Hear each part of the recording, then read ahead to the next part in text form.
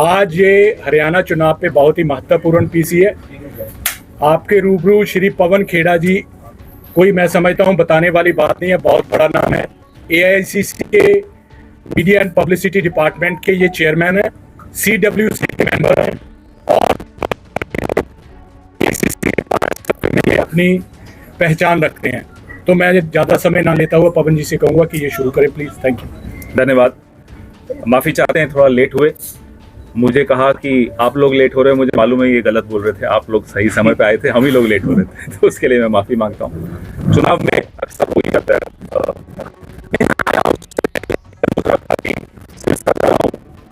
एक ऐसी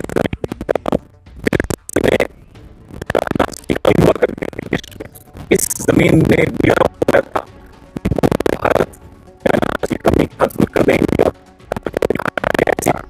जमीन है तो यहाँ एक तरह से मैं इसको तीर्थ यात्रा मानता हूँ। मैं यहाँ आया हूँ। उसके बाद जब किसान आंदोलन मनसा सिरसा से लेकर सोनीपत बागपत तक के किसानों ने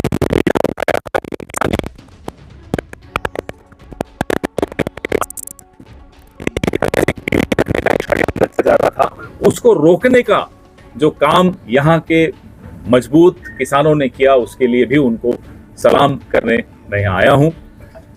लेकिन जब मैं सोच रहा था तभी किसी ने मुझे, हमारे यहीं के किसी साथी ने एक सांसद का वीडियो भेजा, भारतीय जनता पार्टी की हिमाचल की सांसद, जो कहती हैं कि जिनको हम और आप काला कानून कहते हैं, कि वो काला कानून वापस लाएंगे। अब मैं हैरान हुआ, मैंने फिर से उसको रिवाइंड करके 4-5 बार सुना कि मैंने गलत सुन लिया हो कहीं, लेकिन वो तो वही बोल रही थी। आज सुबह, आज अभी 1-1.5 घंटे पहले एक विधायक भारतीय जनता पार्टी का, उसने फिर समर्थन कर दिया इसी बयान का। तो पार्टी के भीतर कोई चर्चा चल रही हो सकता है सांसद ने गलती से उस चर्चा को सार्वजनिक कर दिया। चर्चा तो चल रही होगी, अपने दिमाग में तो उनके नहीं आया होगा कि ये काले कानून वापस लाने हैं। चर्चा पार्टी के किस मंच पर, प्रधानमंत्री के कार्यालय में चली, कृषि मंत्रालय में चली, कहीं ना कहीं तो ये चर्चा चली है। लेकिन उसको सार्वजनिक हो जाना, उसका मुझे लगता है भगवान चाहता है कि इस तरह का षड्यंत्र कामयाब न हो, इसलिए भगवान ने उस सांसद को सद्बुद्धि दी कि उन्होंने ये चर्चा आप सबके सामने कर दी। ये भगवान करवाता है। बड़ी धार्मिक नगरी में हैं हम, यहाँ बैठे हैं, आशीर्वाद है भगवान का, ऐसा नहीं है। लेकिन 10 साल में जो सिरसा की इस पूरी बेल्ट की नौजवानों की हालत हुई, किसानों की हालत हुई, पहलवानों की हालत हुई, वो आप सबके सामने है। चिट्टा जो कभी यहां सुनाई नहीं देता था 2014 से पहले, आज चिट्टे का एक तरह से कैंसर की तरह वो फैल रहा है। नौजवान नशे के लत में आ रहे हैं, उनको धकेला जा रहा है नशे। ये षड्यंत्र क्या है? इस देश की आने वाली नस्लों को तबाह करने का षड्यंत्र कोई देश का दुश्मन ही रच सकता है। कोई देश को चाहने वाला तो ऐसा काम नहीं कर सकता। न इनको हमारी नस्लों की चिंता, न इनको हमारी फसलों की चिंता, इनको किस चीज की चिंता है? सिर्फ अपनी सत्ता की चिंता। मुझे याद है एक वीडियो बड़ा वायरल हुआ था, यहीं का वीडियो था। एक बुजुर्ग यहाँ 9.5 साल के मुख्यमंत्री खट्टर साहब के पास रोते रोते गए। उनका बेटा नशे की वजह से मौत हो गई थी उसकी, और किस तरह से उसको अपमानित किया था मुख्यमंत्री ने उस वक्त के, वो मैं वीडियो भूल नहीं पाया। वो हम सबके दिमाग में है, दर्द देता है वो वीडियो। एक तो नशे को, और नशे में मुझे हमारे यहाँ के साथी बताते हैं कि भारतीय जनता पार्टी के कई नेता भी शामिल हैं इस तरह के नशे के व्यापार में। बताइए, ये क्या देश के दुश्मन नहीं है तो क्या है? जो हमारी आने वाली पीढ़ी को तबाह कर रहे हैं वो दुश्मन ही है। पहलवानों के साथ क्या हुआ वो आपने देखा। पहलवानों के साथ खड़ा था, लेकिन भारतीय जनता पार्टी उन पहलवानों को जिसने परेशान किया, प्रताड़ित किया, उसके साथ खड़ी थी, आज भी खड़ी। 77 करोड़ का बजट हरियाणा को खेलों के लिए दिया गया।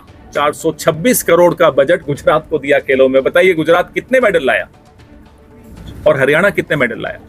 जब देश में हरियाणा से मेडल आते हैं तो पूरा देश खुशी में झूम उठता है। ये पहली बार हुआ कि मेडल नहीं मिला तो भारतीय जनता पार्टी खुश हो गई कि देखो मेडल नहीं मिला।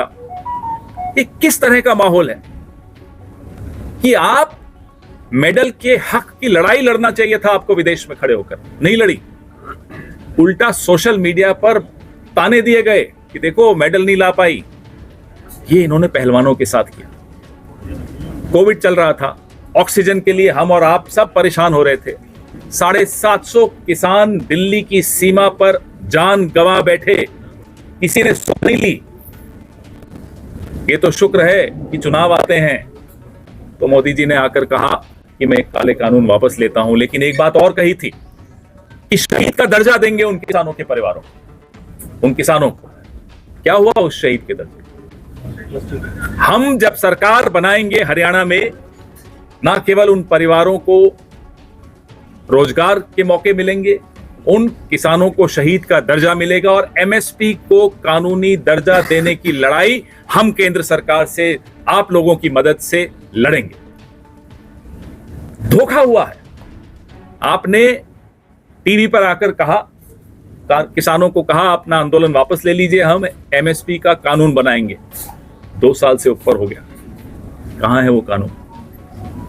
और किसानों को आतंकवादी, अलगाववादी, क्या क्या नाम दिए। पहलवानों का अपमान, जवानों का अपमान, किसानों का अपमान। फिर किस मुंह से आप वोट मांगने आते हो, हम ये जानना चाहते हैं। हिम्मत कैसे होती है आपके यहां वोट मांगने?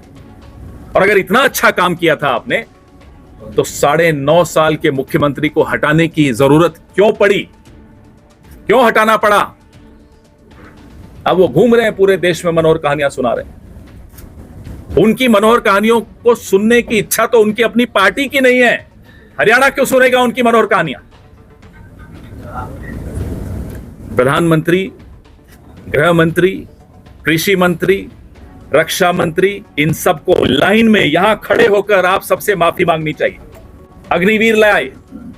जिस हरियाणा में साल में 5000 लोग फौज में भर्ती होते थे, आज 225 लोग होते हैं साल में। यह किया इन्होंने अग्निवीर लाकर हरियाणा के साथ। तभी मैंने ये आपको मंत्रालयों के नाम बताए। इन तमाम मंत्रियों को आप बुलाइए हरियाणा के सामने, हरियाणा के किसान के सामने, हरियाणा के पहलवान के सामने, हरियाणा के जवान के सामने माफी मांगे देश से। 71 की लड़ाई हो, 65 की लड़ाई हो, कारगिल की लड़ाई हो, यहीं का जवान सीमा पे जाकर अपनी जान देता है। तिरंगे में लपेटकर उसको लाया जाता है। उसके नाम से आप वोट मांगते हो, लेकिन उसके साथ कर क्या रहे हो आप? देश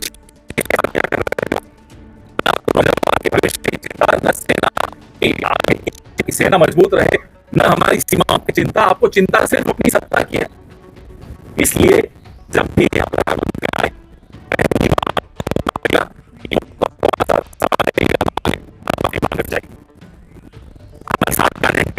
सब साथी आपसे कर रहे हैं।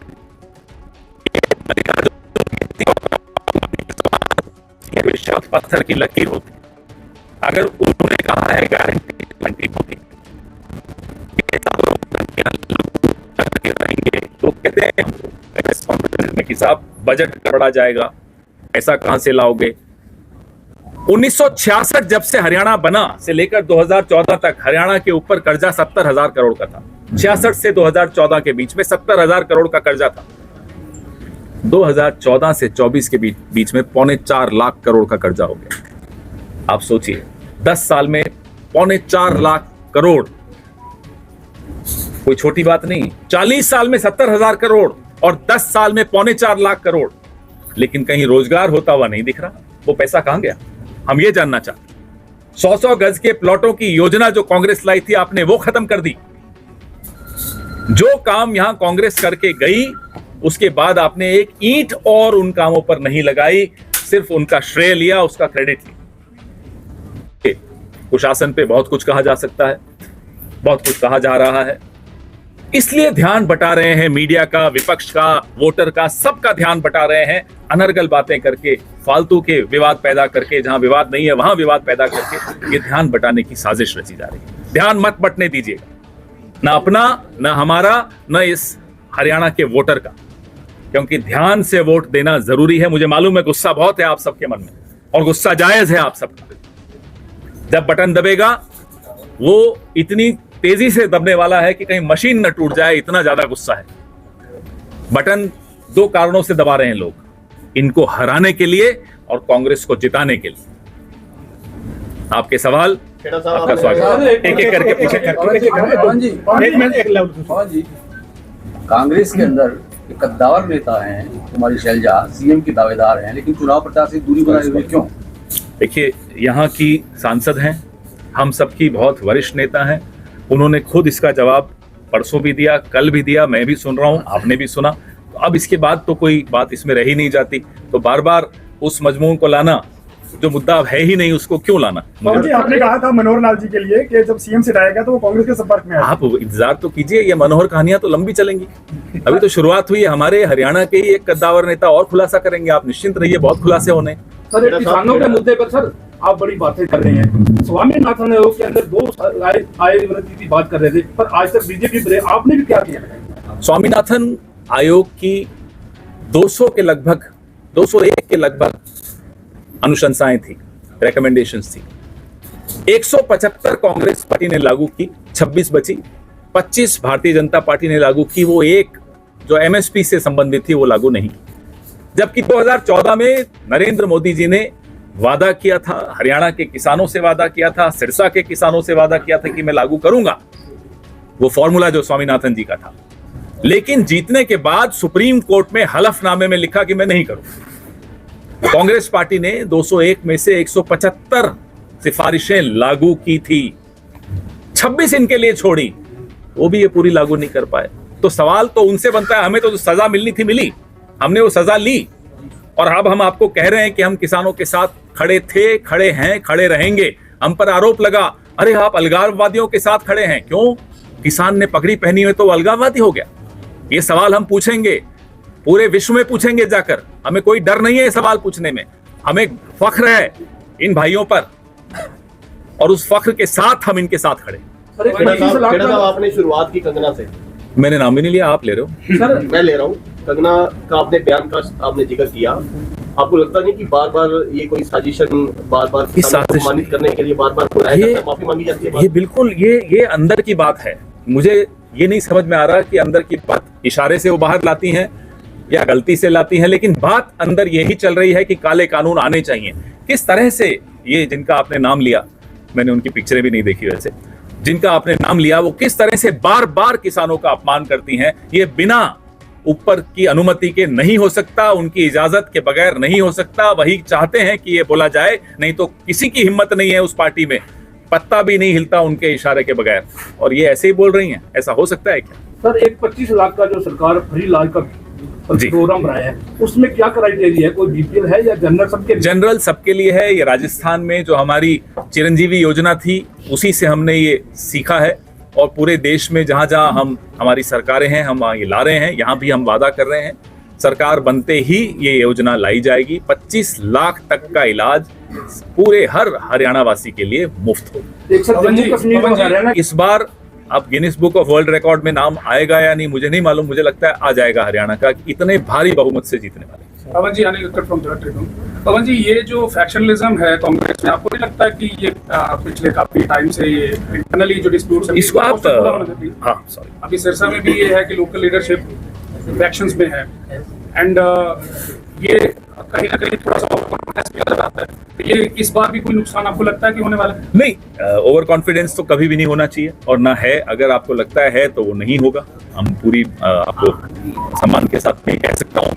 रही बात फैक्शनलिज्म की, अनिल जी, तो फैक्शनलिज्म शब्द गलत लगता है, ये फैक्शनलिज्म नहीं है। हमारे यहाँ इतनी ईमानदारी है कि जो मन में है, मलाल मन में नहीं रखते, बोल के एक बार खत्म कर देते, और फिर मिलजुल कर चुनाव लड़ते हैं, जीतते हैं, सरकार बनाएंगे। सर, सिरसा और रानिया की बात करें तो ऐसे